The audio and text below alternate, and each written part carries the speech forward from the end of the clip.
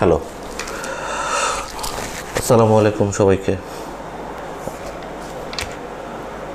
জানি না কীরকম মানুষ হচ্ছে, আমি একটু জাস্ট চেক করে নিই। আজকে খুব প্রাসঙ্গিকভাবে একটা বিষয় নিয়ে আমরা আলোচনা করতে চাই, মানে আপনাদের সাথে শেয়ার করব। সেটা হচ্ছে গিয়ে আমরা যেই জাপানিজ রিকন্ডিশন ভেহিকেলগুলো ইম্পোর্ট করে নিয়ে আসি, এই গাড়িগুলোতে কিছু কিছু বিষয় ক্ল্যারিটি থাকার পরও কনফিউশন আগে থেকেও ছিল, এখনও এটা দেখা যাচ্ছে ইনফরমেশান বেশি আসার কারণেও হতে পারে, অথবা আমরা এখন অনেক অনেক অনেক বেশি ডেলিকেট হয়ে গেছি কোনো পার্টিকুলার ইনফরমেশনের উপরে, সেটার জন্য হতে পারে আমরা আমাদের কাস্টমাররা অনেক সময় কনফিউজড হয়ে যাচ্ছেন। আবার এই কনফিউশনগুলো আমাদের কাছেই আসে, আমরা যখন ফেস করি তখন চেষ্টা করি যে এই কনফিউশনগুলো যতটা সম্ভব এগুলো ক্লিয়ার করে দেওয়ার জন্য। তো one by one it is very difficult, বা অনেকের কাছে হয়তো জিনিসটা ইনফরমেটিভ না, যে আমি যে কথাটা বলতেছি তার কাছে বিশ্বাসযোগ্যতার কারণে হোক, অন্য যে কোনো কারণে হোক, এটাকে ডাইজেস্ট করতে একটু কষ্ট হয়। আপনারা যদি আমাদের হেডলাইনটা আজকে দেখেন, আপনি দেখবেন যে আমরা কথা বলার চেষ্টা করতেছি আজকে, সেটা হচ্ছে গিয়ে আমরা যে রিকন্ডিশন গাড়িগুলো আনতেছি সেই গাড়িগুলোর কন্ডিশন এবং মাইলেজ, এই বিষয়টা একটা গাড়ির হেলথের জন্য যেহেতু খুব ইম্পর্টেন্ট, আমরা কাস্টমাররা যখন গাড়িগুলো কিনতে যাচ্ছি তখন কিন্তু এটা নিয়ে খুব বেশি কনসার্ন থাকি, এবং এটা হওয়াটাই খুবই স্বাভাবিক, কোনো সমস্যা নেই। আপনি মাইলেজ নিয়ে আপনি সতর্ক থাকবেন, কিন্তু আমাদের এখানে যেটা হচ্ছে গিয়ে একটা অবিশ্বাসের একটা এনভায়রনমেন্ট ক্রিয়েট হচ্ছে, এবং এটা হওয়াটাই হয়তো কারো মানে এরকম হওয়াটা আরও হয়তো বেশি যুক্তিযুক্তই হবে হয়তো বলতে হবে, কারণ এত ইনফরমেশন এবং এত free place for marketing their own products, এখন কিন্তু চাইলেই মানুষজন ফ্রডের সংখ্যাও বাড়তেছে, প্রতারণা করার জন্য হোক মানুষজন অনেক ধরনের ভুল ইনফরমেশন দিয়ে মার্কেট করার চেষ্টা করতেছে তাদের ওন প্রোডাক্টগুলোকে। তো তখন মার্কেট যেহেতু খুবই কম্পিটিটিভ, প্রাইসটা নিয়ে এখন খেলতে হচ্ছে, চেষ্টা করা হচ্ছে যে যত কম প্রাইসে যত বেটার প্রোডাক্টটা কাস্টমারের কাছে তুলে দেওয়া যায়। আর এটা করতে গিয়ে যারা একটু রিজিড তাদের পলিসির উপরে, যে না আমরা জেনুইন অকশন গ্রেড এবং মাইলেজের প্রোডাক্ট গাড়ি বিক্রি করব, তারা হয়তো একটু পিছিয়ে পড়তেছেন, বাট ইনিশিয়াল লেভেলে হয়তো বা একটু সাফার করতেছে, বাট পরের দিকে ইনশাল্লাহ এটা ভালো করবে। আর আমি এটা আশা করি যে যেহেতু আমরা অটোমো জাপান থেকে জেনুইন অকশন গ্রেড এবং মাইলেজের গাড়িগুলোই প্রোভাইড করার ট্রাই করতেছি, এবং আমরা যখন এইসব মার্কেট প্লেসগুলোতে যখন আমরা আমাদের গাড়িগুলো অফার করি আমাদের কাস্টমারদেরকে, আমরা ট্রাই করি প্রত্যেকটা গাড়ির ডিটেলসটা অ্যাটলিস্ট যেটা ইম্পর্টেন্ট জানাটা দরকার সেই ইনফরমেশনগুলো দিয়েই কাস্টমারদেরকে আমরা নোটিফাই করি। এখন আলোচনায় ফিরে আসি, যেটা খুবই সন্দেহ উদ্রেক ঘটায়, সেটা হচ্ছে গিয়ে একটা গাড়ি জাপানিজ রিকন্ডিশন গাড়ি 2000 এখন তো 16 সালের গাড়িগুলো আমরা ইম্পোর্ট করতেছি, তো 16, 17, 18, 19, 20 এই গাড়িগুলো ইম্পোর্ট হচ্ছে এখন বাংলাদেশে। এই গাড়িগুলো কি আসলে খুব লো মাইলেজের সম্ভব কিনা আনা? This is the first question. 16 সালের গাড়ি কি লো মাইলেজ হবে কি না? আপনি যদি দেখেন এখন প্রচুর গাড়ি ইম্পোর্ট হচ্ছে যেগুলো আপনার 2016 সালে হওয়ার পরেও গাড়িগুলোর মাইলেজগুলো লো, কম্পারেটিভলি লো।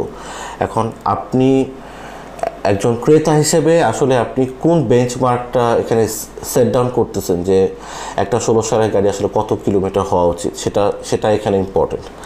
তারপরেও অনেকের কাছে একটা আইডিয়া থাকে যে একটা গাড়ি হয়তো বছরে তো অ্যারাউন্ড 10,000 কিলো তো চলার কথাই, তাহলে সেই হিসাবে তো একটা গাড়ি বছরেই আপনার এটা অ্যারাউন্ড 50,000, আপনার 5 বছরে আপনার 50,000 কিলোমিটার হওয়া উচিত। তো সেখানে যদি একটা গাড়ি 10,000 কিলোমিটার হয়, তাহলে কোয়েশ্চেন আসতেই পারে যে কেন এত কম মাইলেজ কেন, এবং এই কম মাইলেজের গাড়িগুলোকে আসলে কি জেনুইন কিনা। আমি আপনাকে আমাদের কাস্টমার যারা আছেন তাদেরকে একটা কথা বলি। একটা হচ্ছে গিয়ে একটা জাপানিজ রিকন্ডিশন গাড়ি আমরা যখন ইম্পোর্ট করি, আগে তো আমি আমার অন্যান্য ভিডিওগুলোতে আমি ট্রাই করেছি বলার জন্য যে আমরা জাপানের গাড়িগুলো কোথা থেকে আমরা ইম্পোর্ট করতেছি, ইদার ফ্রম অকশন। ফোনটা পিক করে, আচ্ছা, ইদার ফ্রম আমরা এই গাড়িগুলো ইদার ফ্রম অকশন পিক করতেছি, অথবা আমরা গাড়িগুলো বিভিন্ন ডিলার স্টক থেকে গাড়িগুলো নিচ্ছি, যেগুলো ওয়ান প্রাইস মার্কেট হোক অথবা টেন্ডার অকশনের জন্য যে গাড়িগুলো। এখন এই মার্কেটগুলো থেকে যখন আমরা গাড়ি কিনি, তো প্রত্যেকটা গাড়িতে কিন্তু মাইলেজগুলো দেওয়া থাকে, এবং সেখান থেকে লো মাইলেজের গাড়িও আমরা কিনতে পারি, চাইলে হাই মাইলেজের গাড়িগুলো কিনতে পারি। এখন স্বাভাবিকভাবেই গাড়ির হেলথটা বোঝার জন্য, গাড়িটার কন্ডিশনটা বোঝার জন্য mileage is one of the কি ফ্যাক্টর। আপনি যদি গাড়িটার হেলথটা মানে ইঞ্জিন কন্ডিশনটা বোঝার জন্য চেষ্টা করেন, তাহলে আপনি দেখবেন যে যত কম মাইলেজ হবে সেই গাড়িটা কিন্তু তত হেলদিয়ার কম্পারেটিভলি যেগুলো হাই মাইলেজের গাড়ি। আপনি গাড়িটা যদি লো মাইলেজ থাকে, তাহলে এটা আপনাকে এনশিওর করবে যে সামনের দিনগুলোতে আপনার রিপেয়ারিং কস্ট যেগুলো হওয়ার কথা বা মেনটেনের কস্টটা খুব বেশি আপনার জন্য বার্ডেন হবে না। অন্যদিকে যদি চিন্তা করি, একটা হাই মাইলেজের গাড়ি, আমি এগুলোকে 1 লাখ 1.5 লাখ কিলোমিটার গাড়ি হিসেবে ট্রিট করি। এই গাড়িগুলো যখন আপনি কিনবেন, তখন কিন্তু এই গাড়িগুলোতে আপনার রিপেয়ারিং কস্ট বা মেনটেনেন্স কস্টটা লো মাইলেজের গাড়ি থেকে তুলনামূলকভাবে বেশি হবে, এবং আপনাকে এই গাড়িটা খরচের দিক থেকে আপনাকে অবশ্যই লো মাইলেজের গাড়ির থেকে অনেক বেশি হবে। তো আপনি হাই মাইলেজের গাড়ি কিনতে গেলে দেখা যাবে যে আপনার গাড়ির প্রাইসটা হয়তো একটু বেশি পড়বে, বিকজ এই গাড়িগুলো যেহেতু কম্পারেটিভলি ভালো কন্ডিশনে থাকে এবং এই গাড়িগুলোর প্রতি ডিমান্ডও বেশি থাকে, তাই এই গাড়িগুলোর প্রাইসও মানে বেসিক ইকোনমিক্স অনুযায়ী আপনার কিন্তু গাড়িগুলোর প্রাইসও বেশি হয়। অন্যদিকে একটা হাই মাইলেজের গাড়ি, যে গাড়িটা আসলে ডিমান্ডও একটু বেশি থাকে না, এবং গাড়িগুলো যেহেতু আপনার সামনের দিনগুলোতে cost, maintenance cost, repairing cost, whatever ইউসে এটাতে বহন করতে হবে বেশি পরিমাণে, এটার জন্য কিন্তু এই গাড়িগুলোতে ডিমান্ডটা একটু কম থাকে, প্রাইসটাও একটু কম থাকে স্বাভাবিকভাবে। তো বাংলাদেশে যে জিনিসটা হয়, আনফর্চুনেটলি এটা শুধু বাংলাদেশের সিচুয়েশান না, আপনি যদি অন্যান্য দেশগুলোর কথা চিন্তা করেন, ইভেন ভালো ডেভেলপ কান্ট্রি যেগুলো, যারা জাপান থেকে রিকন্ডিশন ভেহিকেল ইম্পোর্ট করে, লাইক অস্ট্রেলিয়া বলেন অথবা কানাডা বলেন অথবা আপনি নিউজিল্যান্ড অথবা আমাদের পার্শ্ববর্তী দেশগুলো যেগুলো পাকিস্তান, শ্রীলঙ্কা, এই দেশগুলোতেও কিন্তু এই মাইলেজ টেম্পারিং একটা বিরাট একটা ইস্যু, এবং এখানে কিন্তু সবসময় এটা নিয়ে কথা হচ্ছে যে মাইলেজ কেন টেম্পারিং করে। কারণ কম মাইলেজের গাড়ির প্রতি সকল ক্রেতারই একটা নেক থাকে, মানে একটা আকর্ষণ থাকে যে আমি কম মাইলেজের গাড়ি কিনবো, কারণ এটা ফ্রেশ, এটা কন্ডিশনটা ভালো থাকবে, এটা হেলদিয়ার, তো আমি এই গাড়িটা পারচেস করতে চাই। এবং যেহেতু এই গাড়িটার ডিমান্ডও বেশি থাকে, রিসেল মার্কেটে এই গাড়িটার প্রাইসও তুলনামূলকভাবে বেশি থাকবে। তো যখন একটা পার্টিকুলার মাইলেজের প্রতি বা একটা পার্টিকুলার মাইলেজের রেঞ্জের প্রতি যখন মানুষের আকর্ষণটা বেশি থাকে, তো সেই সব জায়গায় কিন্তু প্রতারণাটাও বেশি হয়, এবং এটা থেকে বাংলাদেশও বাইরে না।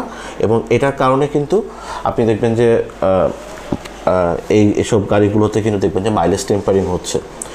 কিভাবে একটা হাই মাইলেজের গাড়ি জাপান থেকে একটু কম টাকায় কিনে সেটাকে মাইলেজ টেম্পারিং করার পরে যখন রিসেল মার্কেটে আসতেছে, তখন কিন্তু গাড়িটা হাই মাইলেজের গাড়ি, লো মাইলেজের গাড়ি হিসাবেই এটাকে ট্রিট করা হচ্ছে, এবং ওই গাড়িটা কিন্তু একটু হাই প্রাইসে বিক্রি করা হচ্ছে, এবং এখান থেকে ভালো একটা প্রফিটও হচ্ছে। কারণ জেনুইন অকশন গ্রেড মাইলেজ দিয়ে গাড়ি সেল করতে গেলে আসলে আপনি লেজিট প্রফিট করাটাও অনেক কষ্টকর হয়ে যায়, কারণ ইটস ভেরি কম্পিটিটিভ মার্কেট। একজনের থেকে কত বেটার কাস্টমার সার্ভিস দিয়ে কত কম প্রাইসে গাড়িটা দিবে, এটার জন্য মার্কেট এবং সবসময় কিন্তু আপনাদের দিকে তাকিয়ে থাকে, কারণ কাস্টমারকে কেউ ফেরাতে চায় না। তো আমাদের দেশের সিচুয়েশানটা আবার অন্যান্য দেশগুলো থেকে খুব বেশি আলাদা না।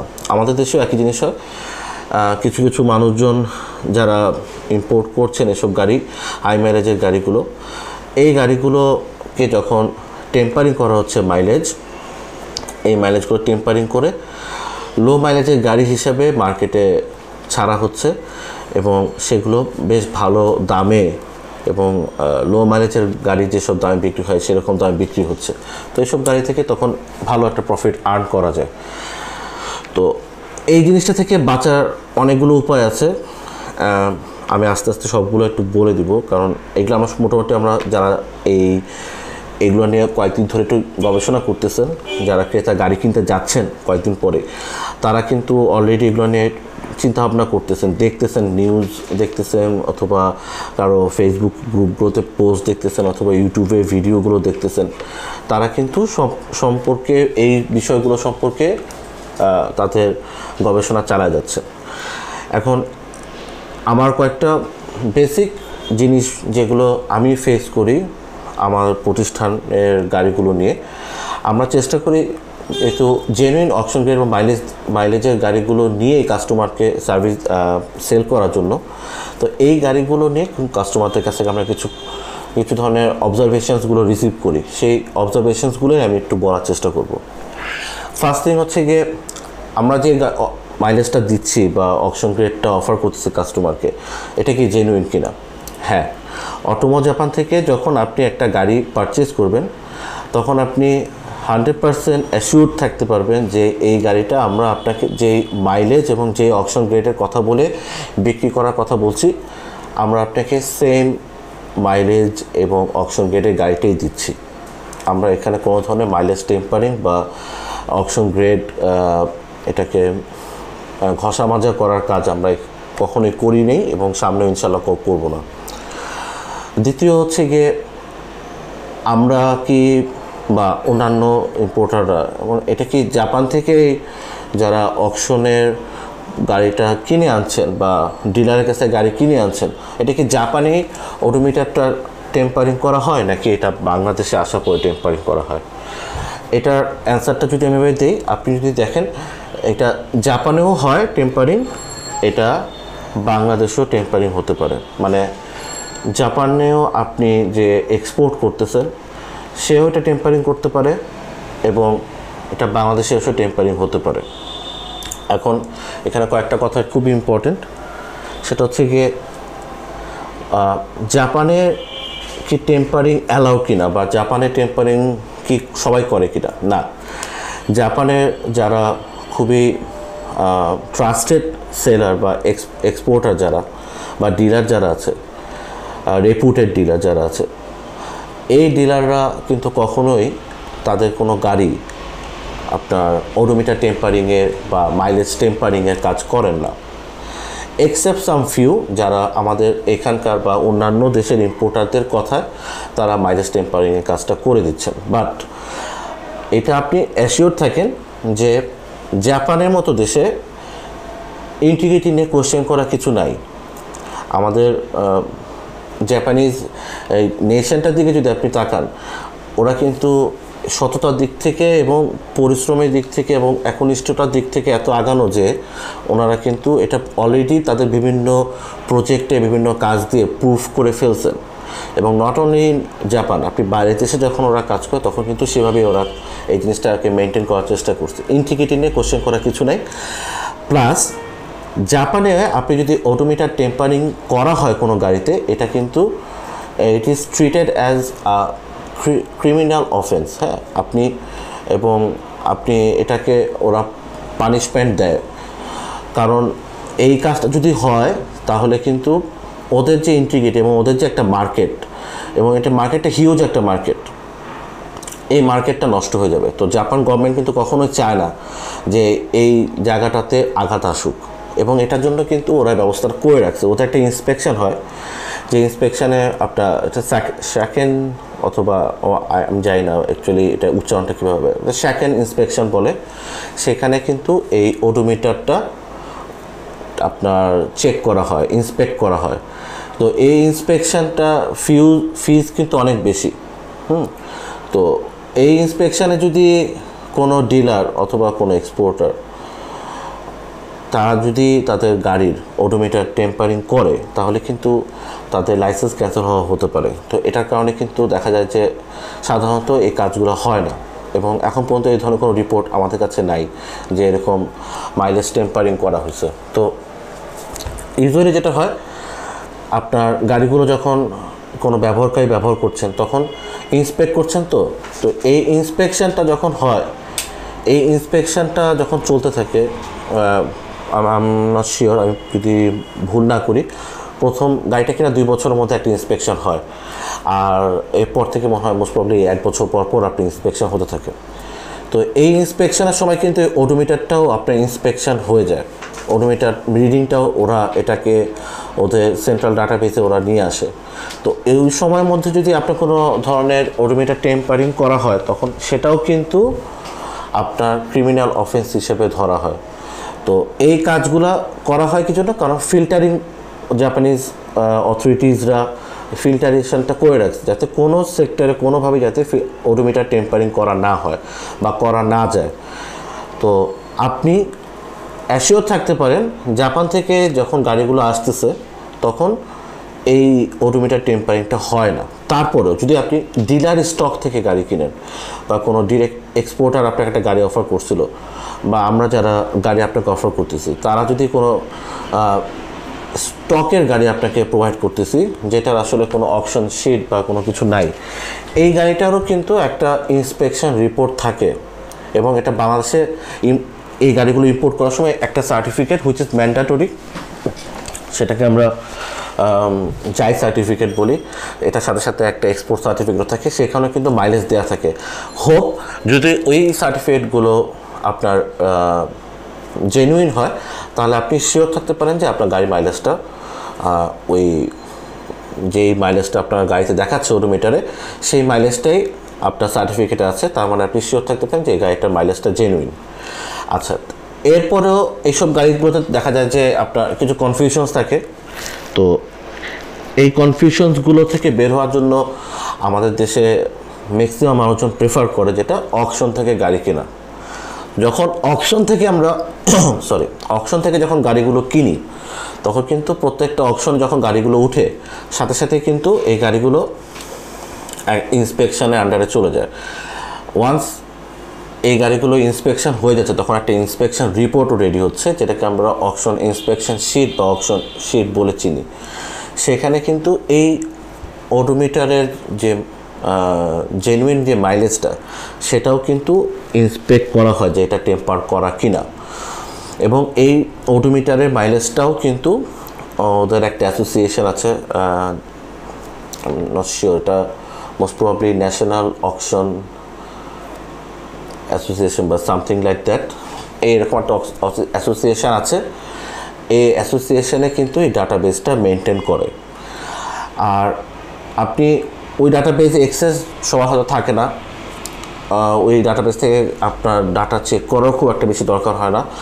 যদি আপনি আপনার যে গাড়িটা কিনতে যাচ্ছেন সেই গাড়িটার অকশন শিটটা যদি আপনি ভেরিফাই করে নিতে পারেন এবং জাস্টিফাই করে নিতে পারেন যে এই গাড়িটার অকশন শিটটা as per the chassis number, গাড়িটার যে মাইলেজ এবং অকশন গ্রেড দেখাচ্ছে সেটা রাইট, এবং আপনাকে যে সেলার যে অকশন শিটটা প্রোভাইড করছেন সেই অকশন শিটটা আর আপনি যে ডাটাটা জাস্টিফিকেশন করে বা ভেরিফিকেশন করে পাচ্ছেন সেটা রাইট মিলে যাচ্ছে, আপনার মনে হয় না খুব বেশি চিন্তার কিছু আছে। এখন এটা হচ্ছে আপনি প্রিভেনশন কীভাবে করতে পারেন, ওডোমিটার মাইলেজ টেম্পারিং করা হয়েছে কিনা। আপনি চাইলে অকশন শিটে ভেরিফিকেশন করলে এটা অলরেডি বুঝে যাবে। দ্বিতীয় যেটা কঠিন কোশ্চেন সেটা হচ্ছে গিয়ে জাপানের এই গাড়িগুলোকে আসলে এত কম মাইলেজের হয় কিনা। হ্যাঁ, হতে পারে, কারণ জাপানের যে যোগাযোগ ব্যবস্থা এটা কিন্তু অনেক বেশি ম্যাস ট্রান্সপোর্টেশন বেসড। হ্যাঁ, প্রচুর মানুষ একসাথে ট্রাভেল করতে পারে, এরকম এমআরটি ওদের বেশি। তো অনেকেই গাড়ি কিন্তু পড়ে থাকে, তারা এগুলো ব্যবহার না করে দেখা যাচ্ছে ওইসব গাড়ি ব্যবহার করতেছেন, হয়তো লং ডিস্টেন্সে তাদের গাড়িটা ব্যবহার করতেছেন বা ছোট ছোট কিছু কমিউটিং পারপাসে গাড়িগুলো ব্যবহার করতেছেন, এর থেকে বেশি হয়তো ব্যবহার হচ্ছে না। তো ইউজুয়াল এভারেজ মাইলেজের থেকেও একটা গাড়ি কম হতে পারে। এবং যেহেতু আপনার জাপান গভর্নমেন্ট কিন্তু চায় যে তাদের ম্যাক্সিমাম প্রোডাকশানটা হোক এবং ওদের ডোমেস্টিক মার্কেটের ডিমান্ডটা মিট আপ করার পরে ওরা যেহেতু ওদের একটা স্ট্যাবলিশ একটা মার্কেট আছে যেখান থেকে ওরা এক্সপোর্ট করে, অকশন মার্কেট আছে, সেখানে গাড়িগুলো বিক্রি হবে। তো জনগণকেও কিন্তু গভর্নমেন্ট বিভিন্নভাবে তারা ট্রাই করে, প্রমোট করার ট্রাই করে যে আপনি নতুন গাড়ি ব্যবহার করেন। তো তখন কিন্তু এই সুইচিংটা অনেক বেশি হয়, পুরনো গাড়ি থেকে নতুন গাড়িতে সুইচিংটা অনেক বেশি হয়। আর এই সুইচিং ওরা যেহেতু বেশি করে একটা মডেল থেকে আরেকটা মডেলে, 1 বছর 2 বছর 3 বছরের মধ্যে ওরা একটা গাড়ি থেকে আরেকটা গাড়ি সুইচ করতেছে, চেঞ্জ করে ফেলতেছে। তো দেখা যাচ্ছে যেহেতু বেশি ব্যবহার করা থাকে না, এইসব গাড়ি কিন্তু পড়ে থাকে, আপনার ব্যবহার হচ্ছে না বেশি। তো এই গাড়িগুলোই কিন্তু আবার একজন বিজনেসম্যানের কাছ থেকে আরেকজন বিজনেসম্যানের কাছে যাচ্ছে, একটা জাপানে একটা প্রিফেকচার থেকে আরেকটা প্রিফেকচারে বিক্রি হচ্ছে, সেখান থেকে আরেকটা জায়গায় বিক্রি হচ্ছে। তো এরকম করতে করতে কিন্তু গাড়িগুলো কিন্তু আপনার দেখা যায় যে মাইলেজ কম থাকলেও গাড়িগুলো হয়তো আমি এখন কিনতেছি কিন্তু লো মাইলেজ। তো ওইখানে ভয় পাওয়ার কারণে যে ওইখান থেকে কেউ মাইলেজ টেম্পারিং হয়ে গেছে কিনা, না, মাইলেজটা টেম্পারিং হয় না, কারণ এতগুলো ফিল্টারেশন শেষ করে এসে জাপানের যারা প্রথম ইউজার সে কিন্তু ইন্সপেকশন করছে, সেই ইন্সপেকশনের পরে আবার আপনি অকশনে উঠলো, সেখানে একটা ইন্সপেকশন হলো, আপনার এক্সপোর্ট সার্টিফিকেট হচ্ছে, আপনার যাই সার্টিফিকেট হচ্ছে, সেখানে কিন্তু এই মাইলেজের বিষয়গুলো প্রত্যেকটা কাউন্টার হয়ে আসতেছে। তো একবার যদি আপনার এই সিচুয়েশানটা হয় যে মাইলেজ টেম্পার করা হয়েছে, তো আপনার কিন্তু আলটিমেটলি কী হবে, ওদের কিন্তু মার্কেটটা নষ্ট হয়ে যাবে, ওরা চায় না এটা করতে। এবং এই কারণেই কিন্তু আপনি সতর্ক থাকবে, মানে আপনার যে যতগুলো ইফোর্ট দিচ্ছেন, আপনি অকশন শিটটা জাস্টিফিকেশন করতেছেন, ভেরিফিকেশন করতেছেন, আপনি যাই সার্টিফিকেটটা চেক করতেছেন, এক্সপোর্ট সার্টিফিকেটটা চেক করতেছেন, এগুলো চেক করার পর যদি এখান থেকে মাইলেজ সম্পর্কে আপনি জেনুইনিটি কনফার্ম করতে পারেন, তাহলে আমার মনে হয় না আপনার ভয়ের কোনো কিছু আছে। আর আরেকটা যেটা ক্রুশিয়াল, যেটা আমার কাছে মনে হয়, যখন আমাদের কাস্টমাররা আমাদেরকে বলেন যে একটা গাড়ি মাত্র 6,000, 7,000, 8,000 কিলোমিটার বা 3,000, 4,000 কিলোমিটার, এটা কীভাবে সম্ভব, আমি তখন একটা কোয়েশ্চেন করি, সেটা হচ্ছে গিয়ে লাইক আপনি যখন জাপান অকশন হাউসে দেখবেন, হ্যাঁ, জাপান অকশন হাউসে যখন দেখবেন, তখন দেখবেন কি যে একটা অকশন হাউসের আন্ডারেই, হ্যাঁ, একই দিনে একই রকম গাড়িতে একটা হাই মাইলেজের একটা লো মাইলেজের গাড়ি বিক্রি হচ্ছে। এখন জাপানের অকশন হাউসে যখন সেলাররা গাড়ি উঠায়, ওনারা জানেন যে হাই মাইলেজের গাড়ি কম দামে বিক্রি হয়, ওনারা জানেন যে লো মাইলেজের গাড়ি এগুলোর ডিমান্ড বেশি, এগুলো প্রাইস বেশি হবে, ওনারা সেভাবেই কিন্তু প্রাইসিংটা, মানে সেলস প্রাইসিংটা ডিটারমাইন করেন। তো হাই মাইলেজের গাড়ি যেহেতু কম টাকায় বিক্রি হয়, একজন ব্যবসায়ী কেন চাবে যে সে কম টাকা একটা গাড়ি বিক্রি করতে, সে তো এখান থেকে ম্যাক্সিমাম প্রফিটটাই করতে যাবে। তো সে তখন অবশ্যই চাবে যে হাই মাইলেজের গাড়িটাকে মিটার টেম্পারিং করে আমি এটা লো মাইলেজে নিয়ে যাই, লো মাইলেজে নিয়ে গিয়ে আমি এটাকে সুন্দর মতো লো মাইলেজের গাড়ি হিসাবে হাই প্রাইসে বিক্রি করে ফেলি। তো এখানে কিন্তু এরকম হয় না। আপনি যদি একটা অকশন হাউসগুলোতে আপনার যদি অ্যাক্সেস থাকে, আপনি দেখবেন যে একটা গিভেন ডেতে একই অকশন হাউসে একই রকম গাড়ি হাই মাইলেজও বিক্রি হচ্ছে, লো মাইলেজও বিক্রি হচ্ছে। তাহলে নিশ্চয়ই ব্যবসায়ীরা সততার সাথেই ব্যবসা করতেছেন দেখে কিন্তু ওনারা জেনুইন মাইলেজ দিয়ে গাড়িটা বিক্রি করতেছেন। এবং এটা কিন্তু মিথ্যা কথা না, এবং এটা কিন্তু একদমই একদিনের ঘটনা না। আপনি যত দিনের অকশন স্ট্যাটিস্টিক্স চেক করেন, আপনি একই রেজাল্ট পাবেন। একটা অকশন হাউস থেকে আরেকটা অকশন হাউসে একই জিনিস, কোনো পার্টিকুলার কোনো অকশন হাউস নাই যে ওনারা শুধু লো মাইলেজের গাড়ি বিক্রি করে আর এই অকশন হাউসগুলো সবসময় হাই মাইলেজের গাড়ি বিক্রি করে, এরকম হয় না। সকল ধরনের গাড়ি সকল অকশন হাউসে বিক্রি হচ্ছে, ইনফেরিয়র কোয়ালিটির গাড়ি বিক্রি হচ্ছে, সুপিরিয়র কোয়ালিটির গাড়িও বিক্রি হচ্ছে, হাই মাইলেজের গাড়িও বিক্রি হচ্ছে, লো মাইলেজের গাড়িও বিক্রি হচ্ছে। তো ওখান থেকে যদি মাইলেজ টেম্পারিংয়ের ইস্যুই থাকতো, যে ব্যবসায়ীরা ওখানে জাপানের ওখানে ব্যবসায়ীরা অথবা ইউজারে মাইলেজ টেম্পারিং করে, তাহলে তো অকশন হাউসে সবগুলো গাড়ি আসলে লো মাইলেজের থাকতো, হাই মাইলেজের গাড়ি তো থাকতো না। আপনি যদি স্ক্রিনটা যদি আমি দেখাই তাহলে মনে হয় বেটার হবে। আমি একটু বের করে রাখছি, একটু দেখানোর চেষ্টা করি। কাছ থেকে ধরলে মনে হয় বোঝা যাবে, তাই না? যেমন আমি স্ট্যাটিস্টিক্সটা খুলে আমি টয়োটা এক্সিও 2016 গাড়িগুলো দেখতেছি, যেহেতু রেলিভেন্স অনুযায়ী 2016 গাড়ি যেহেতু ইম্পোর্ট করা যায়, 16 গাড়িটা দেখাচ্ছি। খুব বেশি গাড়ি বিক্রি হয় নাই, লাস্ট এক মাসে মাত্র 17টা গাড়ি বিক্রি হয়েছে। এবং এটা সবাই হয়তো এখন যারা যারা গাড়ি কিনতে যাচ্ছেন, মাত্র হয়তো বা প্ল্যান করতেছেন অথবা কয়েকটা মার্কেট ঘুরে আসছেন অলরেডি, তারা জানেন এখন 16 এক্সিওগুলো খুব বেশি পাওয়া যাচ্ছে না। এবং এটার প্রধান কারণই হচ্ছে জাপানি প্রাইস অনেক বেশি, কম্পেয়ারিং টু 2015 গাড়ি 16 গাড়ির প্রাইস অনেক বেশি। এনিওয়ে, আপনি যদি দেখেন যে 18/2 তারিখ, মানে এই ফেব্রুয়ারি মাসে 18 তারিখে আমি একটা স্পেসিফিক অকশন হাউস চুজ করে রাখছি। এটা টয়োটা অটো অকশন, যেটা অকশনটা চুপুতে অবস্থিত। এই অকশন হাউসে আপনার এই এক্সিও গাড়ি বিক্রি হচ্ছে দুটো। হ্যাঁ, একটা মাইলেজ হচ্ছে মাত্র 32,000 কিলোমিটার। সেম ডেতে ওই অকশন হাউসেই আরেকটা গাড়ি বিক্রি হলো, সেটা 1,04,000 কিলোমিটার। দুটো গ্রেডই কিন্তু অকশন গ্রেড 4। তাহলে এখন একটা অকশন হাউসে যদি কাস্টমারদের সাথে এই মাইলেজ টেম্পারিং করার প্ল্যানই থাকতো, তাহলে কিন্তু এই 1,04,000 কিলোমিটার গাড়ি আমরা পেতাম না। এই 1,04,000 কিলোমিটার গাড়িটা হয়তো 30,000 কিলোমিটার বা 35,000 কিলোমিটারতে বিক্রি করতো। তাহলে এই গাড়িটাও কিন্তু আপনার ওই 35,000 বা 32,000 কিলোমিটার গাড়ির মতোই বেশি দামে বিক্রি করতে পারতো। আপনি যদি তাকায় দেখেন যে এই গাড়িটা, যেটা 4.32,000 কিলোমিটারের গাড়ি, 4.32,000 কিলোমিটার গাড়িটা, এটা বিক্রি হলো 8,05,000 ইয়েনে। আর 1,04,000 কিলোমিটারের গাড়িটা বিক্রি হলো 6,49,000 কিলোমিটারে।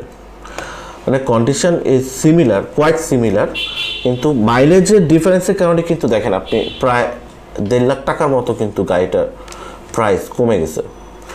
তো আমি জাস্ট এটা বোঝানোর ট্রাই করলাম যে ওই অকশন হাউসে যে ব্যবসায়ী এই হোয়াইট কালারের এক্সিওটা বিক্রি করলো 1,04,000 কিলোমিটারের, উনি চাইলে কিন্তু এই গাড়িটা 32,000 বা 30,000 বা তার থেকে কম বা আরও 50,000 কিলোমিটার দিয়ে এটা মাইলেজ টেম্পারিং করে বিক্রি করতে পারতো। তাতে কিন্তু অ্যাটলিস্ট উনি 7.5 লাখ টাকা তো অ্যাটলিস্ট পাইতো। তো 1 লাখ ইয়েন উনি সাফার করলো, 1.5 লাখ ইয়েন সাফার করলো, মাইলেজটা টেম্পারিং করলে কিন্তু হয়ে যেত। এটা যে হয় না এবং এটা যে ওনারা করে না, এটা একটা মানে গ্রেট এক্সাম্পল হইতে পারে এটা। আবার আপনি যদি একটু নিচে দিকে আসি, যেমন 11 তারিখে গাড়ি বিক্রি হয়েছিল কিছু, 11 তারিখে ওই সেম অকশন হাউস থেকে, হ্যাঁ, সবই এক্সিও, একটা 67,000 কিলোমিটার, একটা 82,000 কিলোমিটার, একটা 98,000 কিলোমিটার, একটা 1,18,000 কিলোমিটার, একটা 1,21,000 কিলোমিটার, একটা 1,42,000 কিলোমিটার, 1,43,000 কিলোমিটার। দেখেন আপনি ওই 67,000 কিলোমিটার কোথায় আর 1,43,000 কিলোমিটার কোথায়? তাহলে যে 67,000 কিলোমিটারে বিক্রি করেছে, তাহলে মানে সে খুবই স্মার্ট। আর যে 1,43,000 কিলোমিটার গাড়ি বিক্রি করেছে, সে একদমই, ওটাকে কী বলবো, নেইভ আর কি, একদম সিম্পল বোকা আর কি, যে সে এত সস্তায় গাড়িটা বিক্রি করলো, কারণ সে মাইলেজ টেম্পারিং করেনি। আসলে মাইলেজ টেম্পারিং ওইখানে হয় না। অকশন থেকে যখন আমরা গাড়িগুলো কিনতেছি বিডিং করে, তখন বেসিক্যালি জেনুইন অকশন গ্রেড এবং মাইলেজটা দেখে আমরা গাড়িটা কিনতেছি। এবং আপনি যখন একটা গাড়ির জেনুইন অকশন শিটটা ভেরিফাই করতে পারবেন, আপনি যদি স্যাটিসফাই হতে পারেন, তাহলে ডেফিনেটলি আপনার আর কোনো চিন্তা করার কিছু নেই যে এই গাড়িটা এত কম মাইলেজ কেন হইলো। এই মাইলেজটা হতে পারে, তার অনেকগুলো রিজন হতে পারে, আমি কিছুক্ষণ আগেই বলেছি। তো এটা অবভিয়াস, এটা খুব অস্বাভাবিক কোনো ঘটনা, জাপানের ক্ষেত্রে অ্যাটলিস্ট অস্বাভাবিক কোনো ঘটনা না। আর আপনি লো মাইলেজ চাচ্ছেন দেখেই কিন্তু লো মাইলেজের গাড়ি আসছে।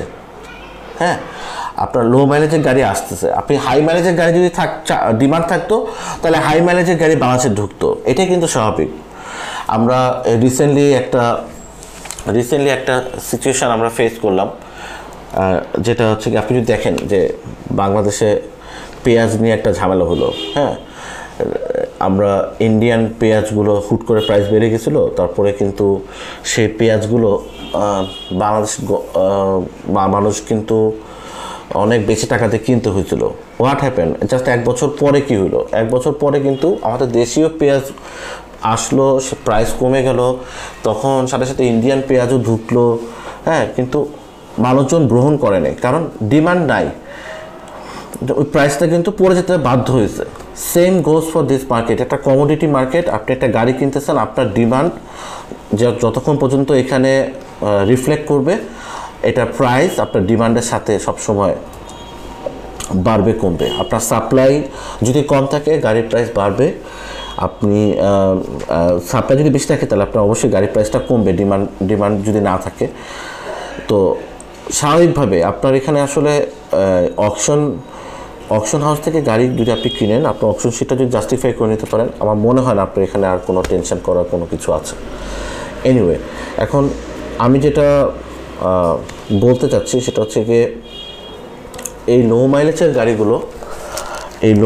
গাড়িগুলো আপনি যে পিক করতেছেন, তাতে কি আপনার পসিবল কোনো সমস্যা হতে পারে কিনা। দেখেন, আপনি একটা হাই মাইলেজের গাড়ি কিনলেও আপনার কিন্তু কিছু ড্রব্যাক থাকবে, মেনটেন্যান্স কস্টটা বেশি হবে ডেফিনেটলি। আপনার এই গাড়িটাতে পসিবল রিপেয়ারিং কস্ট বেশি হতে পারে। আবার লো মাইলেজের গাড়ি আপনাকে সবসময় যে একদম খুব স্বস্তিদায়ক একটা অবস্থায় থাকবেন বা রিপেয়ারিং কস্টটা কম হয় এরকম না, কারণ যেহেতু মেকানিক্যাল জিনিস, গাড়িটা যে কোনো সময় ওয়ারেন্টি আর হতে পারে। খুব স্বাভাবিকভাবে একটা কম মাইলেজের গাড়িতেও সমস্যা হতে পারে, কিন্তু ডেফিনেটলি একটা হাই মাইলেজের গাড়ি থেকে একটা লো মাইলেজের গাড়ি আপনাকে বেটার সার্ভিস দিবে। এটা অবশ্যই হাই মাইলেজের গাড়ি থেকে আপনার এটা রিপেয়ারিং কস্ট ও মেনটেন্যান্স কস্টটা কম হবে। এখন জাস্ট আমরা লাইফটা শেষ করব, আমি জাস্ট কয়েকটা জিনিসটি আমি একটু চিন্তা ভাবনা করতেছিলাম। লাস্ট ফিউ ডেজ ধরে আমরা দেখতেছি যে আসলে আমাদের দেশের মার্কেটে আমরা যা চাই তারই তো রিফ্লেকশন হয়।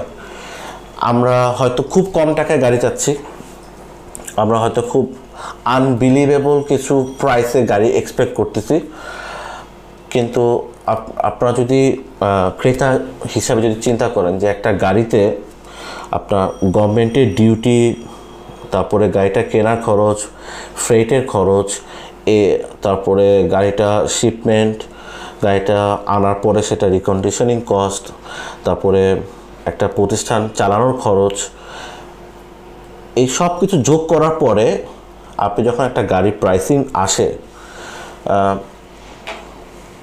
সে ফর এক্সাম্পল একটা গাড়ি যদি প্রাইসিং আসে 17-18 লক্ষ টাকা, আর সেম গাড়িটাই অন্য একটা কোম্পানি অথবা একটা ব্যক্তি অফার করতেছেন তার থেকে 2-2.5 লাখ, 3 লাখ, 4 লাখ, 5 লাখ টাকা কম, আপনার ক্রেতা হিসাবে আপনার কিন্তু একটা জাজমেন্টে আসার সুযোগ আছে এখানে, যে কিভাবে এত কমে গাড়িটা বিক্রি হয়। আপনি অন্যান্য যারা ইম্পোর্টার আছেন তাদের সাথে যদি আপনি একটু খোলামেলা কথা বলেন, সামনাসামনি এসে কথা বলেন, তাহলে দেখবেন যে সবার গভর্নমেন্টের ডিউটি কিন্তু একই রকম দিতে হচ্ছে। আমি কম টাকা দেই বা উনি বেশি টাকা দেয়, জিনিসটা কিন্তু এরকম না। গাড়ি যখন জাপান থেকে কিনতেছে তখন কিন্তু মোটামুটি কম্পিটিটিভ প্রাইসে কেনা হচ্ছে, আমি খুব বেশি কমে কিনতে পারতেছি না, বা সে খুব বেশি দাম দিয়েও কিনতেছে না। আবার প্রফিট মার্জিনেতে কিন্তু যেহেতু competitive market, profit slash down হতে হতে হতে হতে একদম আপনার ক্লোজ টু দ্য মার্জিন থাকে। অল্প টাকার ভিতরে অল্প প্রফিট করে কিন্তু গাড়িগুলোকে আমরা চেষ্টা করি যে বিক্রি করে ফেলার জন্য। আমরা চেষ্টা করি যে গাড়িগুলো যখন শিপে থাকে, জাপানে কেনা হলো, বাংলাদেশে আসার আগে যাতে আমি কাস্টমারকে আমি এই গাড়িগুলোকে সেল করে ফেলতে পারি, বুক করে ফেলতে পারি।